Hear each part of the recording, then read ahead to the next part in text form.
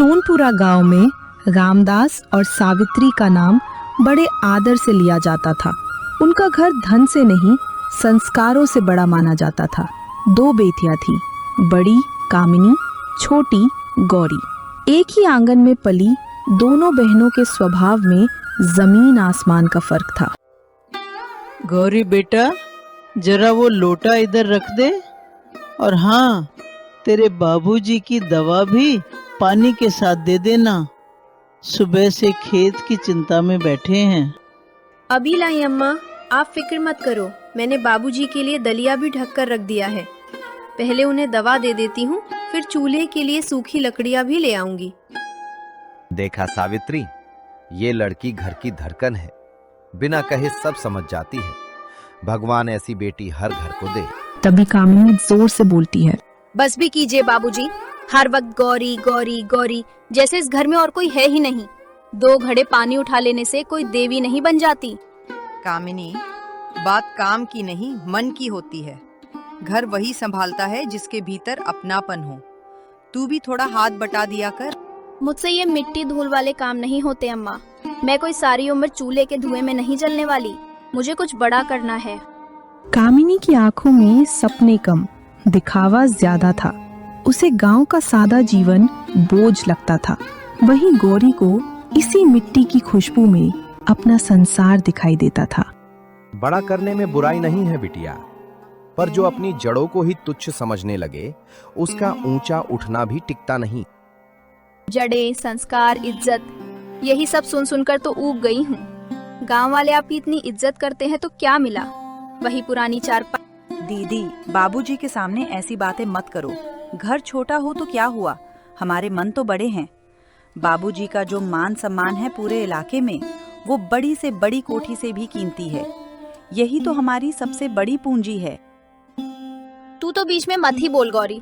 हर समय ये मीठा बोलने का ढोंग करने से कोई महान नहीं हो जाता। ये दुनिया सीधी बातों से नहीं चलती, चालाकी और पैसों से चलती है। और देखना, एक दिन मैं इस कैद खाने से निकल कर दिखाऊंगी। गौरी अपमान और पीड़ा से चुपचाप अपनी नजरें झुका लेती है। सावित्री की आंखें नम हो उठती हैं, जबकि रामदास गहरी सांस लेकर आसमान की ओर देखते हैं, मानो ईश्वर से इस कठिन घड़ी का जवाब मांग रहे हों। तभी आंगन के दरवाजे पर गांव की पड़ोसन शांता काकी हाथ में मिट्टी का टोरा लिए धीरे धीरे भीतर आती हैं। अरे सावित्री बहन, घर में कोई है क्या? जरा थोड़ा सा दही या छाछ मिलेगी? घर पर अचानक मेहमान आ गए हैं। और हाँ, जरा गौरी बिटिया को ही भेजना। उसके हाथ की छाछ में जो स्वाद है, वो पूरे गांव में किसी के हाथ में नहीं। आओ आओ शांता बहन, बैठो ना। क्यों नहीं मिलेगी छाछ? गौरी बेटी, जा तो जरा मटकी से ताजी छाछ निकाल ला। जी काकी, अभी लाई। गर्मी बहुत है, मैं छाछ में थोड़ा भुना हुआ जीरा भी डाल देती हूँ। मेहमानों को पीकर अच्छा लगेगा। देखा सावित्री, यही तो कहती हूँ मैं। गौरी के हाथ में सेवा है और बातों में साक्षात संस्कार। सचमुच बड़े अच्छे कर्म किए होंगे तुमने, जो ऐसी बेटी तुम्हारे आंगन में आई। भाग्यशाली हो तुम। उधर कुछ ही दूरी पर खड़ी कामिनी ये सब सुन रही थी। उसके चेहरे पर जलन साफ झलक रही थी। वो धीरे धीरे आगे बढ़ी और ताने भरे स्वर में बोल उठी, हाँ, जैसे पूरे गांव के पास और कोई काम ही नहीं है। सुबह सुबह आ जाते हैं बस एक ही लड़की का ढोल पीटने। अरे कामिनी बिटिया, नहीं बेटा, मेरा वो मतलब नहीं था। दोनों बेटियां अपनी अपनी जगह अच्छी हैं। माँ बाप की तो दोनों ही दौलत होती है। शांता बहन, तुम बैठो, बच्चों की बातें हैं, मन पर मत लो। गौरी, काकी को छाछ दे दे बेटा। बस कीजिए ये झूठी तारीफें और आशीर्वाद। मुझे घुटन होती है इस घर के बनावटी सीधेपन से। हर वक्त बस दूसरों को खुश करने का नाटक। मैं बाहर जा रही हूँ। अरे, इतनी चिलचिलाती धूप में कहाँ जा रही है? अभी रसोई का कितना काम बाकी है, रुक जा। मुझे हर बात का हिसाब देकर घर से बाहर निकलने की आदत नहीं है अम्मा। मैं अपनी मर्जी की मालकिन हूँ, मुझे टोकना बंद करो। कामिनी के तीखे शब्द सुनते ही पूरे आंगन में सन्नाटा छा गया। रामदास का धैर्य आखिर टूट गया। ते गुस्से से चारपाई से उठे। कामिनी, रुक जा, ये एक शरीफ इंसान का घर है, कोई सराय नहीं जहां जब मर्जी आए आओ और जाओ। यहाँ अपनी मनमानी से ज्यादा घर की मर्यादा और लाज चलती है। अगर पैर बाहर निकालना है तो साफ साफ बता कर जा कि कहाँ जा रही है। रामदास की गरज सुनकर सबको लगा कि कामिनी डर कर चुप हो जाएगी, लेकिन इस बार वो सहमने के बजाय गुस्से से उनके सामने आकर खड़ी हो गई। उसकी आंखों में विद्रोह साफ दिखाई दे रहा था और वो उनसे बहस करने लगी। मर्यादा मर्यादा मर्यादा, आप जैसी एक शब्द ने इस भले घर को मेरे लिए जेल बना दिया है। मैं कोई गौरी नहीं हूँ जो हर वक्त गाय की तरह सीधा सिर झुकाए आपकी हर डांट सहती रहूं। मुझे अपनी जिंदगी में आजादी चाहिए। दीदी, भगवान के लिए चुप हो जाओ। बाबूजी की उम्र और बीमारी का तो लिहाज करो। वो जो कह रहे हैं हमारी भलाई के लिए कह रही हैं। तू मुझे मत सिखा गौरी, तुझे जो देवी बनना है बन, पर मुझे अपने जैसा सीधा और बेवकूफ बनाने की कोशिश मत कर। कामिनी गुस्से में दरवाजे की ओर बढ़ने लगी। चूल्हे के पास खड़ी सावित्री ये सब देखकर घबरा गई। वो जल्दी से उसके पीछे आई, लेकिन कामिनी के कदम रुकने का नाम नहीं ले रहे थे। पूरे घर का माहौल एक पल में तनाव और सन्नाटे से भर गया। सुनिए जी, देखिए इसे, ये लड़की अब हमारे हाथ से निकल चुकी है। मुझे बहुत डर लग रहा है। इसका ये घमंड और गुस्सा इसे किसी ऐसे अंधेरे रास्ते पर ना ले जाए जहां से वापस आना मुमकिन न हो। मैं भी देख रहा हूं सावित्री, जो सुनना ही ना चाहे उसके पास माँ बाप की आवाज भी नहीं पहुंचती। लेकिन याद रखना, जिस मकान की नींव में अहंकार का पानी बैठ जाए उसकी दीवारें ज्यादा दिन तक खड़ी नहीं रहती। गुस्से में घर से निकली कामिनी सीधे उस सुनसान रास्ते पर पहुंची जहां राकेश उसका इंतजार कर रहा था। गांव वालों की नजरों से दूर ये उनकी पहली ऐसी मुलाकात थी जिसके बारे में किसी को कुछ भी पता नहीं था। वो पास के कस्बे का रहने वाला था। मीठी बातें करना और लोगों का भरोसा जीतना उसकी आदत थी। कुछ दिनों पहले ही उसकी मुलाकात कामिनी से हुई थी। कामिनी की खूबसूरती और उसके घर की अच्छी हालत देखकर उसने उसे अपने प्रेम के जाल में फंसाने का फैसला कर लिया था। आ ही गई तुम, मुझे पता था आखिर तुम्हें मेरी ही याद आएगी। राकेश, घर में आज बहुत बड़ा झगड़ा हो गया। अब वहाँ मेरा दम घुटने लगा है। राकेश समझ चुका था कि यही वो मौका है जब वो कामिनी को पूरी तरह अपने जाल में फंसा सकता है। मैं कब से कह रहा हूं कामिनी, वो लोग तुम्हें कभी समझ ही नहीं पाएंगे। उनके लिए इज्जत बड़ी है, तुम्हारी खुशियां नहीं। लेकिन वो मेरे माँ बाप हैं, उन्हें छोड़कर जाना क्या सच में सही होगा? अगर आज नहीं गई तो जिंदगी भर उसी घर की चार दीवारी में कैद रहोगी। मेरे साथ चलो, शहर में नई जिंदगी शुरू करेंगे। वहां कोई हमें रोकने वाला नहीं होगा। राकेश की मीठी बातें कामिनी के गुस्से पर भारी पड़ने लगी। उसके मन में उठ रहा डर धीरे धीरे कमजोर पड़ने लगा। अगर मैं तुम्हारे साथ चली गई तो क्या तुम हमेशा मेरा साथ निभाओगे? ये मेरा वादा है, जिंदगी भर तुम्हें कभी अकेला नहीं छोड़ूंगा। कामिनी को नहीं पता था कि जिस हाथ को वो अपना सहारा समझ रही है वही हाथ एक दिन उसकी सबसे बड़ी बर्बादी का कारण बनेगा। ठीक है, मैं तैयार हूँ। बताओ क्या करना होगा? कल रात जब पूरा गांव सो जाए, बिना किसी को बताए घर से निकल आना। मैं गांव के बाहर इसी बरगद के पेड़ के पास तुम्हारा इंतजार करूंगा। उसके बाद हम हमेशा के लिए यहां से चले जाएंगे। मैं आ जाऊंगी। एक मासूम बेटी ने भरोसे में आकर अपनी जिंदगी का सबसे बड़ा फैसला कर लिया था। उसे क्या पता था कि ये कदम उसे खुशियों की ओर नहीं बल्कि ऐसे अंधेरे में ले जाएगा जहां से लौटना लगभग नामुमकिन होगा। राकेश से लंबी बातचीत करते करते कब दोपहर बीत गई और शाम ढलने लगी, कामिनी को इसका बिल्कुल एहसास ही नहीं हुआ। जब वो वहां से वापस अपने घर की ओर चली तब आसमान लालिमा से भर चुका था। उधर घर में सुबह से ही उसका कोई पता नहीं था। सावित्री की बेचैनी हर पल बढ़ती जा रही थी। रामदास बार बार आंगन से बाहर झांक रहे थे और गौरी अपनी बड़ी बहन के सुरक्षित लौट आने की दुआ कर रही थी। किसी को ये नहीं पता था कि कामिनी के मन में अब एक ऐसा फैसला जन्म ले चुका है जो पूरे परिवार की किस्मत बदलने वाला था। सुनिए जी, सुबह से लड़की का कहीं पता नहीं है, न जाने किस हालत में होगी। मेरा मन बहुत घबरा रहा है। घबराओ मत सावित्री, आ जाएगी। लेकिन आज लौटेगी तो उससे जरूर पूछूंगा कि आखिर बिना बताए कहाँ चली गई थी। अम्मा, मैं जाकर गांव में फिर से देख आऊं क्या? शायद दीदी मंदिर या तालाब की तरफ हूँ। नहीं बेटी, अब अंधेरा हो चुका है। बस भगवान करे तेरी दीदी सही सलामत घर लौट आए। तभी बाहर से किसी के कदमों की हल्की हल्की आहट सुनाई दी। तीनों की नजरें एक साथ दरवाजे की तरफ उठ गईं। कामिनी, कहाँ चली गई थी बेटी? सुबह से हम सब तेरी राह देख रहे थे। कम से कम एक बार बता तो देती कि कहाँ जा रही है। इतनी सी बात के लिए इतना हंगामा करने की जरूरत नहीं है। जहाँ मन किया था वहीं चली गई थी। कामिनी की आवाज में पहले जैसा अपनापन नहीं था। उसकी बातें सुनकर सावित्री का दिल और भी बैठ गया। बेटी, हम तुझे रोकना नहीं चाहते, लेकिन इस गांव में हमारी भी इज्जत है। बिना बताए घंटों घर से बाहर रहना ठीक नहीं होता। आखिर गई कहाँ थी? बाबूजी, मैं अब बच्ची नहीं हूँ। हर कदम का हिसाब देना मेरी आदत नहीं है। मुझे जहाँ जाना होगा मैं जाऊंगी। बात हिसाब की नहीं है कामिनी, बात तेरी सुरक्षा की है।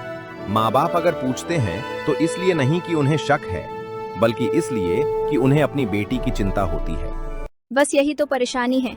आप लोगों की ये चिंता अब मुझे कैद जैसी लगने लगी है। हर समय रोकना, टोकना, पूछताछ करना। मैं अब ये सब और नहीं सह सकती। कामिनी के शब्द तीर की तरह रामदास के दिल में उतर रहे थे, लेकिन फिर भी उन्होंने खुद को शांत रखा। दीदी, अगर कोई परेशानी है तो मुझे बता दो। मैं आपकी छोटी बहन हूँ, शायद मैं आपकी कोई मदद कर सकूं। तू मेरे सामने अच्छी बनने का नाटक मत कर गौरी। हर समय सबकी प्यारी बनने की कोशिश करती रहती है। मुझे तेरी सलाह की बिल्कुल जरूरत नहीं है। दीदी, मैंने तो सिर्फ आपकी चिंता में पूछा था। अपनी चिंता अपने पास रख। मेरी जिंदगी में दखल देने की कोशिश मत करना, समझी? कामिनी, आखिर तुझे हो क्या गया है बेटी? तू पहले ऐसी नहीं थी। किसकी बातें सुनकर तू अपने ही घर वालों से इस तरह बोलने लगी है? बस अम्मा, अब एक शब्द भी मत कहिए। मुझे किसी की सीख नहीं सुननी। मुझे अपनी जिंदगी अपने तरीके से जीनी है।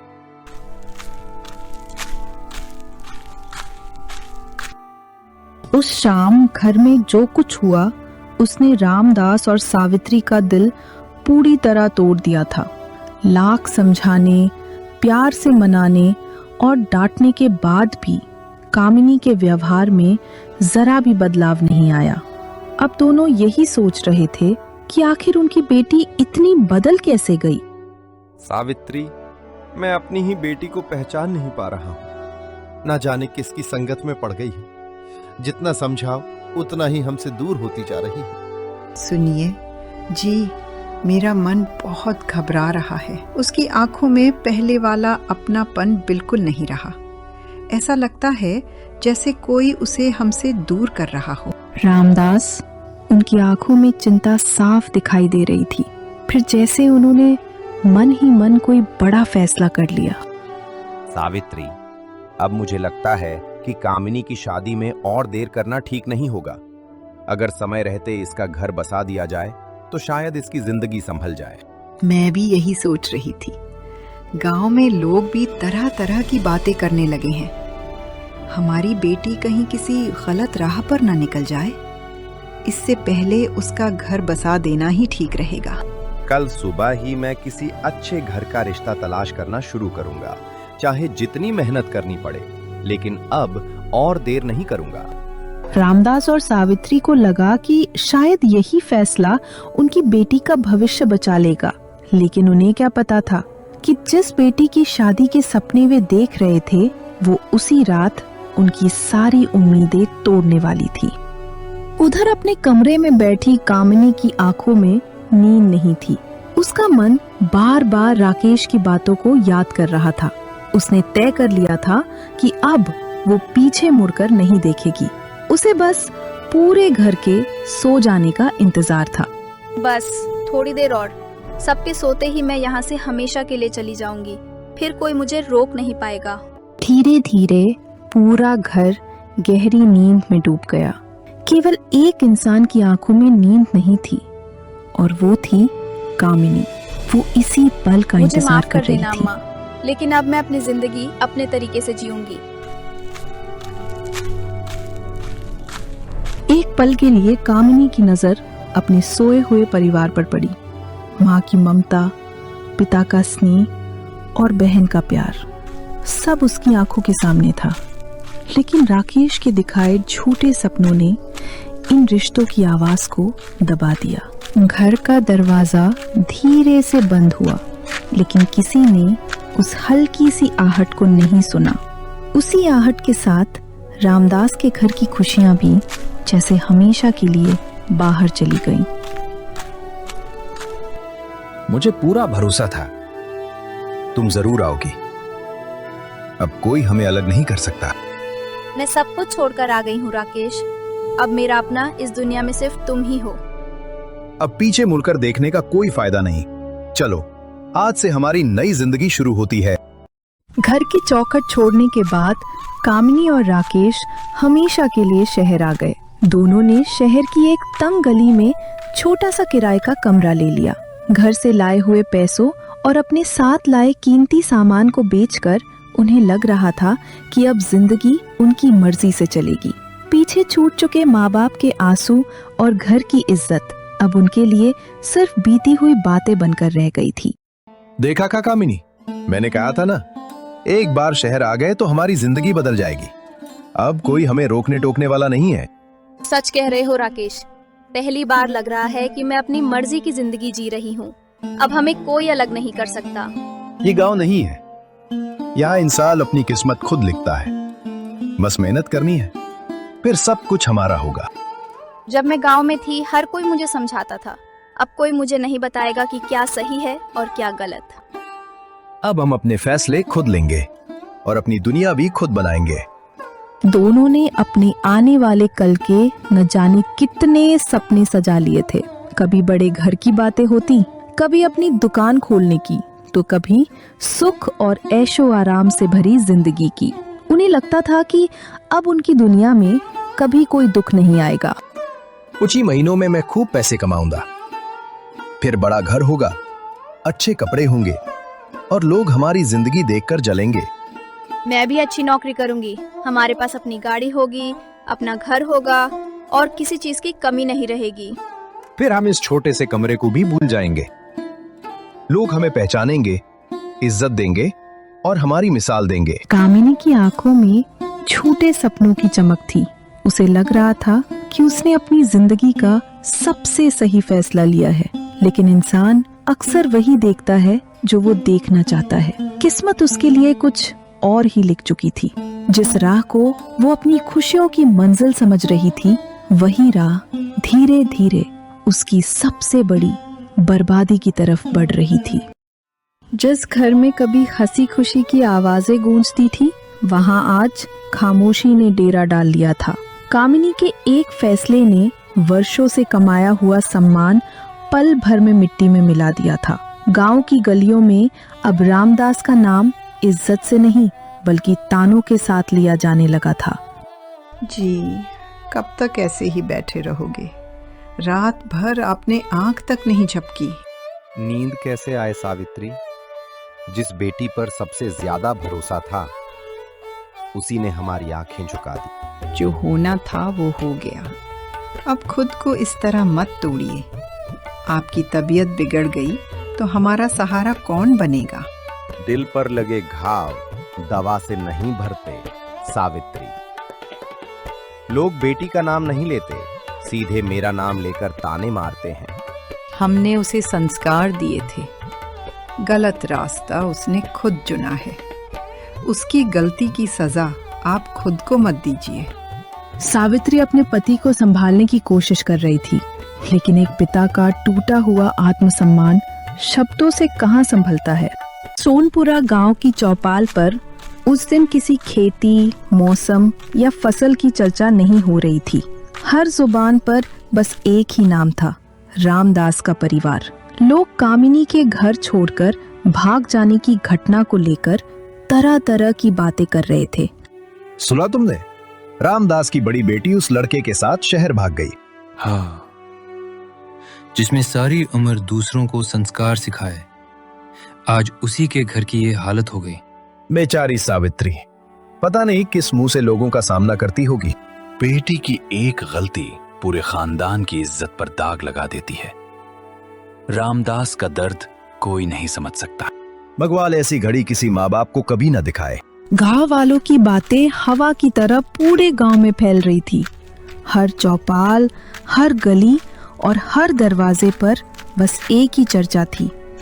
रामदास और सावित्री ने पूरी जिंदगी जो सम्मान कमाया था, वो कुछ ही दिनों में लोगों की बातों के नीचे दब गया था।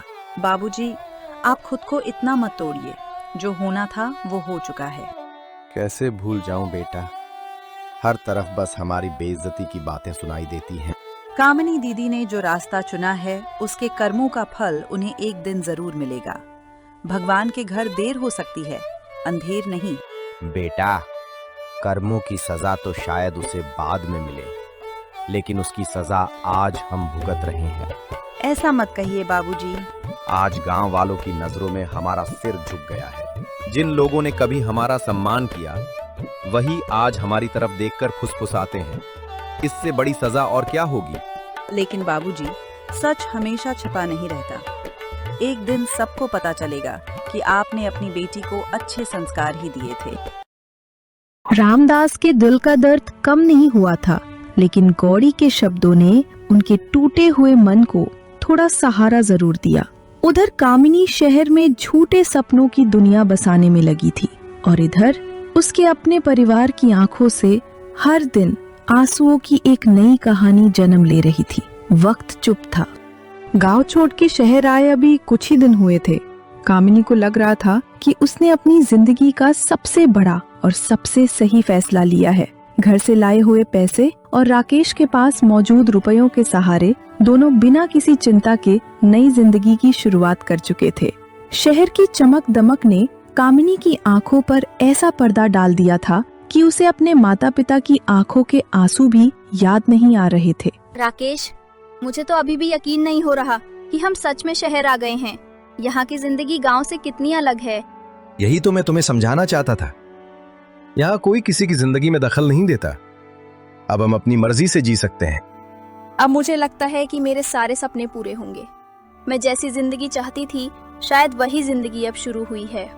कामिनी को क्या पता था कि जिसे वो अपनी नई दुनिया समझ रही थी, वही दुनिया कुछ दिनों बाद उसकी सबसे बड़ी परीक्षा बनने वाली थी। गांव में तो नए कपड़े पहनने का भी मौका मुश्किल से मिलता था। यहाँ तो हर दिन जैसे कोई नया त्योहार लगता है। अभी तो ये सिर्फ शुरुआत है। थोड़ा वक्त और देखना, हम इससे भी अच्छी जिंदगी जिएंगे।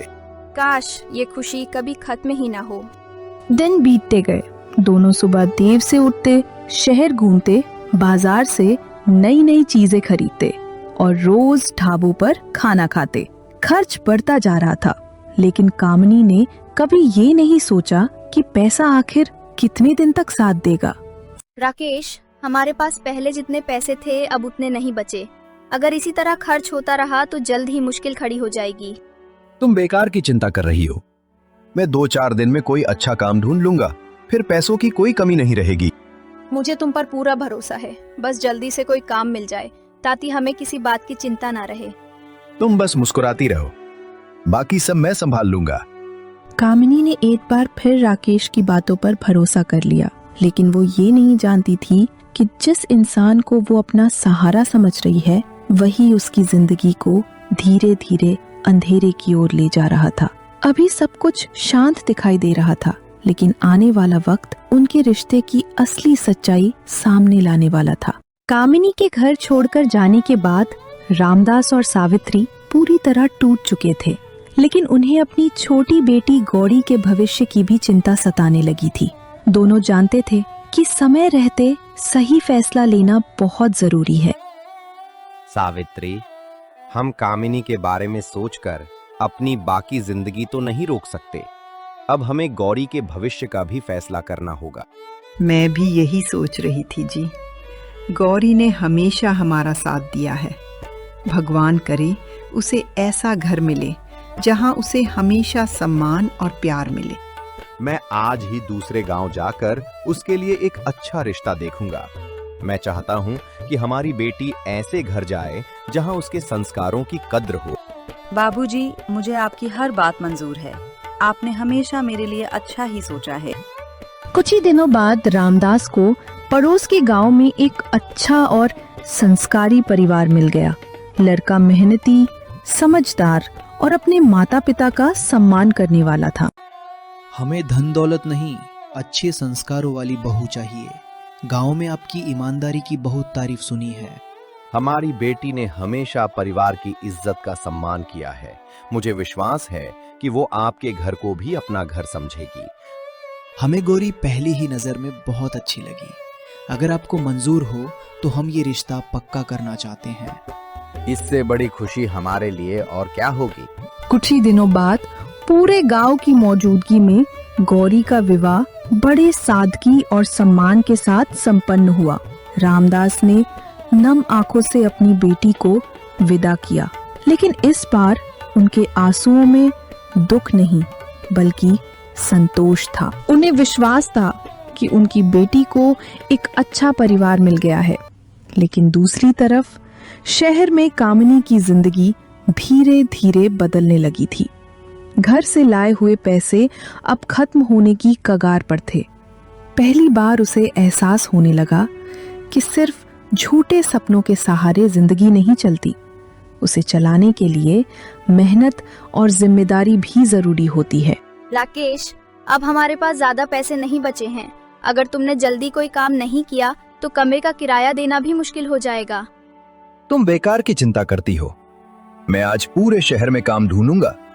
शाम तक कोई न कोई काम जरूर मिल जाएगा। मुझे तुम पर भरोसा है, बस अब हमें संभल कर चलना होगा। कामिनी ने फिर एक बार राकेश की बातों पर विश्वास कर लिया, लेकिन उसे नहीं पता था कि राकेश काम ढूंढने नहीं, अपनी बुरी आदत पूरी करने निकला था। राकेश को शराब की लत बहुत पहले से थी। गांव में भी वो चोरी छिपे शराब पीता था, लेकिन कामिनी को उसने कभी इसकी भनक तक नहीं लगने दी। दिन बीतते गए, लेकिन राकेश का व्यवहार नहीं बदला। काम ढूंढने के बहाने वो रोज शराब पीता और खाली हाथ घर लौट आता। राकेश, आखिर कब तक ऐसा चलेगा? न कोई काम मिला, न घर में पैसे बचे। अब हम क्या करेंगे? मैं कोशिश तो कर रहा हूँ। हर जगह काम थोड़ी मिलता है। तुम्हें बस शिकायत करना आता है। राकेश, तुम्हें क्या हुआ? तुम्हारे मुंह से शराब की बदबू क्यों आ रही है? क्या तुमने शराब पी है? बस दोस्तों ने जबरदस्ती पिला दी। पहली और आखिरी बार हुआ है। तुम बेवजह इतना सोच रही हो। मुझे शराब से हमेशा नफरत रही है। तुमने मुझसे ये बात पहले कभी क्यों नहीं बताई? हर बात का हिसाब देना जरूरी नहीं होता। अब ज्यादा सवाल मत किया करो। दिन बीतते गए, लेकिन राकेश का व्यवहार नहीं बदला। काम ढूंढने के बहाने वो रोज शराब पीता और खाली हाथ घर लौट आता। कुछ ही दिनों में घर का आखिरी पैसा भी खत्म हो गया। अब दोनों के सामने 2 वक्त की रोटी का भी संकट खड़ा हो चुका था। अगर ऐसे ही चलता रहा तो हम भूखे मर जाएंगे। अब हमें किसी भी तरह काम करना ही होगा। जो करना है तुम कर लो, मुझे मत समझाओ। राकेश की बेरुखी देखकर कामिनी का दिल टूट गया। उसे समझ आ गया कि अब अपने हालात बदलने के लिए उसे खुद ही मेहनत करनी होगी। अगली सुबह कामिनी शहर के एक ढाबे पर काम मांगने पहुंचती है। मालिक, मुझे काम की बहुत जरूरत है। मैं बर्तन धो दूंगी, सफाई कर दूंगी, जो कहेंगे वो काम कर दूंगी। बस मुझे काम पर रख लीजिए। अगर मेहनत से काम करोगी तो आज से ही काम शुरू कर सकती हो। अगर मेहनत से काम नहीं करोगे तो 1 रुपए मैं दूंगा। धन्यवाद मालिक, मैं आपको शिकायत का कोई मौका नहीं दूंगी। जिस कामिनी को कभी अपने रूप, कपड़ों और शौक पर घमंड था, आज वही 2 वक्त की रोटी के लिए ढाबे पर बर्तन मांजने को मजबूर थी। किस्मत ने उसे वहीं लाकर खड़ा कर दिया था, जहां से उसे अपनी हर गलती साफ दिखाई देने लगी थी।